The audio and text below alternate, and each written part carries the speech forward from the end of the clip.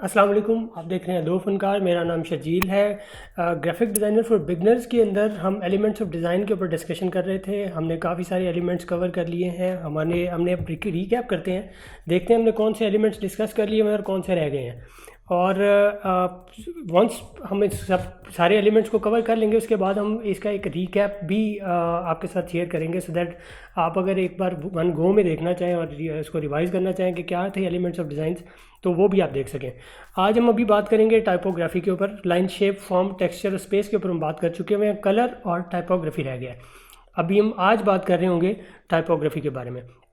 Typography के नाम से ही हमें बड़ा क्लियर समझ आ जाती है कि ये टाइप से रिलेटेड है कुछ। मैं बहुत बेसिक लेवल के ऊपर हम डिस्कशन कर रहे हैं। हम बिल्कुल बिगनर्स के लिए ये, चूँकि ये डिस्कशन कर रहे हैं, इसलिए इसके अंदर मैं बहुत बेसिक लेवल की बातें मैं भी कर रहा हूँगा, सो दैट जिन लोगों ने बिल्कुल स्टार्ट लिया, अभी सीखना शुरू किया है, उनको पता इजीली चल जाए कि हम क्या बात कर रहे हैं, कौन सी टर्मिनोलॉजीज हम यूज़ कर रहे हैं। ऑफ कोर्स लेटर ऑन हम टाइपोग्राफी या फॉन्ट डिज़ाइन या इसको जो एक्सपेंशन है इसकी, क्योंकि ये जो दो लास्ट एलिमेंट हैं ये काफ़ी बड़े हैं, टाइपोग्राफी और कलर, इनकी काफ़ी एक्सटेंसिव डिस्कशन हो सकती है और हम करेंगे भी। आज हम बेसिक लेवल के ऊपर देखेंगे टाइपोग्राफी होती क्या है। जैसा कि मैंने कहा है कि ये टाइप से रिलेटेड है कुछ। बहुत लंबी डेफिनेशन है जो इंटरनेट से आपको मिलती है, इग्नोर करें इसे, पढ़ लीजिएगा, आपकी स्क्रीन पे आ रही है। लेकिन इन शॉर्ट ये बेसिकली अरेंजमेंट है टाइप्स की किसी लैंग्वेज को लेजिबल करने के लिए। ये किस तरह से हम यूज़ करते हैं, इसकी टाइप्स क्या हैं बेसिक, वो भी हम देख लेते हैं। फ़ॉन्ट्स की जो टाइप्स हैं, फ़ॉन्ट बेसिकली टाइपोग्राफी के अंदर ही आता है। अभी हम इसकी बहुत टेक्निकल टर्म्स के अंदर नहीं जाएंगे, बेसिक डिस्कशन करते हैं कि क्या इसकी ओवरऑल इसको अंडरस्टैंड करने की कोशिश करते हैं। टाइप्स ऑफ फ़ॉन्ट्स भी अगेन जिस तरह हमने शेप के अंदर देखा था कि ऑर्गेनिक और ज्योमेट्रिक होते हैं, बेसिक जो दो टाइप्स हैं ना वो यही हैं, बाकी सब इसकी ऑफशूट्स हैं, ज्योमेट्रिक और ऑर्गेनिक। ये एक इसकी एग्जांपल है। अगर हम देखें इस फॉन्ट को, तो इसके अंदर ज्योमेट्रिक शेप्स हैं जिनको मिला के ये एक लेटर बना हुआ है। हमें बहुत सारे ऐसे फॉन्ट्स मिलते हैं जो कि बड़ी ज्योमेट्रिक, बड़े क्लियर, जैसे टाइम्स न्यू रोमन है, उसको देखें, या अगर हम एरियल को देखें, काफ़ी ज्योमेट्रिक शेप्स के साथ बना हुआ है। इसी तरह से ये टाइप की एनाटॉमी है, ये क्या होती है, इसके ऊपर अभी आज हम डिस्कशन नहीं करेंगे। हम टाइप डिज़ाइन के ऊपर अलग एक एपिसोड करेंगे जिसके अंदर हम ये डिस्कस करेंगे कि टाइप की एनाटॉमी क्या होती है, किस तरह से हम एक अपना अगर कोई फॉन्ट या टाइपफेस डिज़ाइन करना चाहें तो कैसे कर सकते हैं। उसके लिए ज़ाहिर है ये सब कुछ अंडरस्टैंड करना ज़रूरी है। ये अगेन जिस तरह मैं बात कर रहा था, ऑर्गेनिक और ज्योमेट्रिक टाइपफेसेस। ये ऊपर जो टाइपफेस है ये हैंड रिटन है, ये ज़ाहिर है ऑर्गेनिक कैटेगरी के अंदर ही फॉल करता है, क्योंकि हाथ से हम लिख रहे होते हैं। इसके अंदर रूल्स थोड़े से फ़र्क हो जाते हैं ज्योमेट्रिक से। जो बेसिक हमें कोर टाइप्स मिलती हैं वो कुछ ये हैं, इससे भी ज़्यादा अब तो डिफ़ाइन हो गई हुई हैं। अगर हम द फॉन्ट पे जाएं तो आपको वहाँ पर नज़र आएंगी काफ़ी सारी कैटेगरीज। उन कैटेगरीज़ के अंदर सब कैटेगरीज हैं फॉन्ट्स की, तो इतनी ज़्यादा डिवीज़न आ गई हुई है, तो इसकी कोई हार्ड एंड फास्ट डिवीजन्स अब हमें नहीं मिलती। हम इस तरह से नहीं इसको डिफ़ाइन कर सकते कि ये 10 ही कैटेगरीज हैं, लेकिन मेजर यही है। जैसे कि सैंस सेरिफ है, जिसमें टाइम एरियल आ जाता है, हेलवेटिका आ जाता है। सेरिफ क्या होता है, सेरिफ क्या नहीं होता, ये अगेन हम डिटेल में बाद में डिस्कस करेंगे, बट थोड़ा सा बेसिक मैं बता देता हूँ। जैसे सेरिफ फॉन्ट है, इसके अंदर ये एक्सटेंडेड पोर्शंस जो फॉन्ट के हैं वो आपको नहीं मिलेंगे, इसलिए इसे सैंस सेरिफ बोलते हैं। सेरिफ फॉन्ट के अंदर टाइम्स न्यू रोमन हो गया, या कोई भी ऐसे फॉन्ट जिनके अंदर ये एक्सटेंडेड हमें हेड्स मिलते हैं, ये सारे सेरिफ फॉन्ट्स होते हैं। स्लैब फॉन्ट, इसको इसलिए उन्होंने बोल दिया कि इसके अंदर जो थिकनेस है वो मोरलेस इक्वल है। राउंडेड फॉन्ट्स, एरियल कैटेगरी के अंदर भी एरियल राउंड आ गया हुआ है। अगर आप उसको देखेंगे तो आपको क्लियर हो जाएगा कि राउंडेड नाम से ही बड़ा क्लियर है कि इसके एजेस जो है वो राउंड होते हैं। स्क्रिप्ट, हैंड रिटन फॉन्ट्स को ही ज़्यादातर बोला जाता है। और ब्लैक लेटर, ये ओल्ड कैटेगरी है, जब हाथ से लिखे जाते थे फॉन्ट्स, आपको पुरानी बाइबल्स और इस तरह के जो मैन्युस्क्रिप्ट्स हैं उनके अंदर मिल जाती है। डेकोरेटिव फॉन्ट्स, जो जिसके अंदर अगेन बहुत क्लियरली ये एक अच्छी चीज़ ये है कि कैटेगरीज को के जो नाम है वो बड़े ज़्यादा सेल्फ एक्सप्लेनेटरी है। डेकोरेटिव क्या मतलब, यही है कि ये डेकोरेशन इन फॉन्ट्स के अंदर होगी। इस कैटेगरी के अंदर जितने भी आपको फॉन्ट्स मिलेंगे वो डेकोरेटिव होंगे। एब्स्ट्रैक्ट फॉन्ट्स जो थोड़ा सा और एक इनोवेटिव कैटेगरी है, जिसके अंदर फॉन्ट को के साथ थोड़ा सा प्ले किया जाता है ताकि उसके अंदर जो रीडेबिलिटी है वो रहे भी और ना भी रहे, और एक एब्स्ट्रैक्शन का एलिमेंट भी आ जाए, जैसा कि इस एग्जांपल के अंदर भी बहुत क्लियर है। फ़ॉन्ट्स की जो यूजेज के हिसाब से थोड़ी सी हम डिस्कशन कर लेते हैं टाइपोग्राफी के। एक फंक्शनल है और एक डेकोरेटिव है, जिसे हम क्रिएटिव बोलते हैं। डेकोरेटिव कैटेगरी के ऊपर बाद में बात करते हैं, फंक्शनल के ऊपर। पहले फंक्शनल के नाम से ही बड़ा क्लियर है कि सारा वो टाइप फेसेस टाइपोग्राफी का यूज़ इस तरह से किया जाए जिसमें हम किसी न किसी मकसद को अचीव कर रहे हो, कोई बात कम्युनिकेट कर रहे हो और उसकी रीडेबिलिटी जो है वो भी इंश्योर कर रहे हो हम। जैसे कि इन एग्जांपल्स के अंदर हमें नज़र आ रहा है कि डिज़ाइनर ने टाइप फेस के साथ प्ले किया है, टाइपोग्राफी के साथ प्ले किया है, लेकिन रीडेबिलिटी को इंटैक्ट रखा है। इससे हुआ क्या है कि जो लेआउट है या डिज़ाइन के अंदर एक वैल्यू एडिशन, डिज़ाइनर का जो रोल है वो नज़र आ रहा है हमें, कि स्पेस को अच्छी तरह से डिवाइड किया हुआ है, स्पेस की डिवीजन अच्छी है, लाइन के एलिमेंट्स कई कैटेगरीज़ के अंदर, कई कुछ एग्जांपल्स के अंदर हमें नज़र आएंगे। फॉन्ट्स के साइजेस के साथ प्ले करके कम्युनिकेशन को और ज़्यादा रीइंफोर्स किया है। इस तरह से फंक्शनल कैटेगरी के अंदर फ़ॉन्ट को हम यूज़ कर सकते हैं।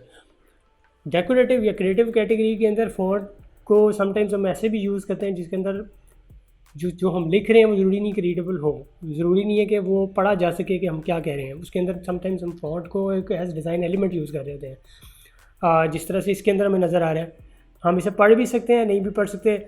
इससे एक इमेज भी क्रिएट हो रहा है, 3D किया हुआ है यहाँ पर फ़ॉन्ट को।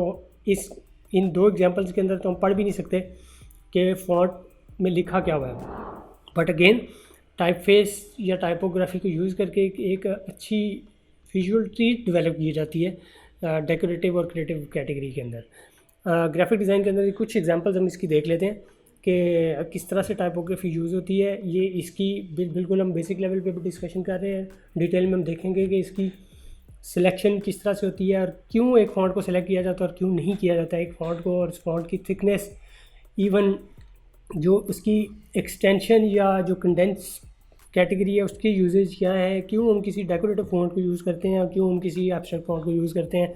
इसके ऊपर एक detail discussion I think due है, लेटर ऑन हम करेंगे।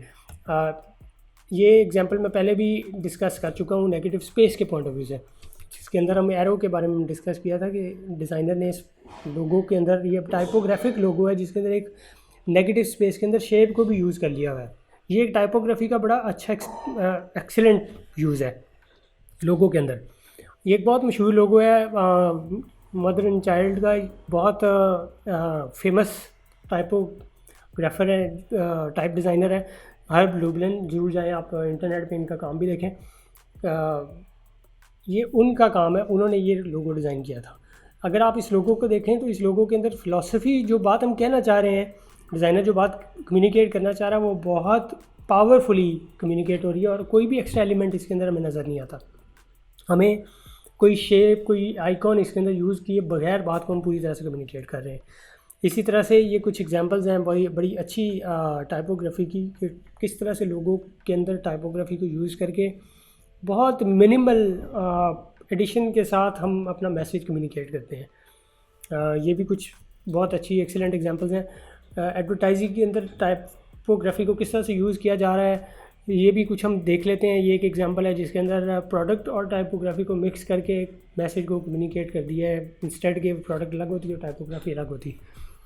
इसी तरह से ये एक सेल का मैसेज है शू कैटेगरी के अंदर, बहुत अच्छे तरीके से टाइपोग्राफी को यूज़ करके सेल का मैसेज भी दे दिया है, शू का भी एलिमेंट आ गया है। और अगेन वही वाली बात कि मिनिमल करके हमने मैक्सिमम मैसेज इसके अंदर किस तरह से दे सकते हैं, ये इसकी एक अच्छी एग्जांपल है।